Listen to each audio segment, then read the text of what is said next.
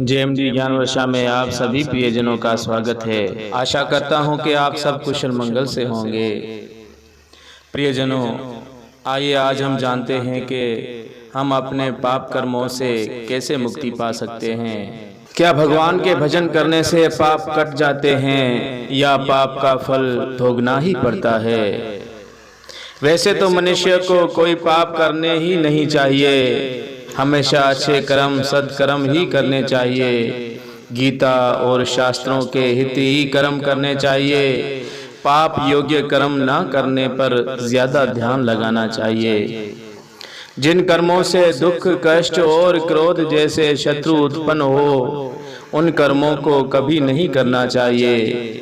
फिर भी अगर कोई पाप हो जाए तो उसका विमोचन भी बताया गया है। पुराणों के अनुसार पापों का विमोचन तप, योग, ज्ञान या भक्ति द्वारा करना चाहिए। ज्ञानी मनुष्य अपने पापों का विमोचन ज्ञान की अग्नि में जलाकर करते हैं। जब ये ज्ञान हो जाता है कि मैं ये शरीर नहीं हूँ, मैं शरीर में रहने वाला आत्मा हूँ, आत्मा के सिवा इस संसार में कोई तत्व नहीं है। जब ये ज्ञात हो जाता है, पाप का अस्तित्व अपने आप ही समाप्त हो जाता है।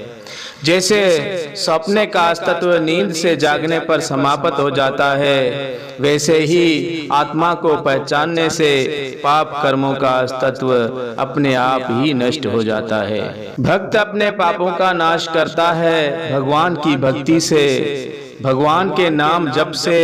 भगवान में सच्ची श्रद्धा, प्रेम भाव, निष्काम भक्ति, खुद को भगवान के अधीन छोड़ देना, ईश्वर के चरणों का अमृत पीते रहना, प्रेम पूर्वक भक्ति करते रहना, उनकी लीलाओं के कीर्तन से, भगवान की लीलाओं के श्रवण से, उनके सुमरन से हमारे किए पाप कट जाते हैं। जब भक्त भगवान की शरण ग्रहण करता है और अपने सारे कर्मों को भगवान के अर्पण कर देता है, ऐसा करने से भक्त को कर्मों का फल नहीं मिलता, वो अक्षय हो जाता है और भगवान के सच्चे धाम पहुंच जाता है। भगवान की भक्ति करने के बाद मुक्ति पद को प्राप्त कर लेता है और भक्ति भावना से अपने पापों को इस तरह से भस्म कर देता है जैसे अग्नि लकड़ी को जलाकर भस्म कर देती है। वैसे ही भगवान की भक्ति, भगवान से प्रेम रखना, भगवान की शरण में जाना,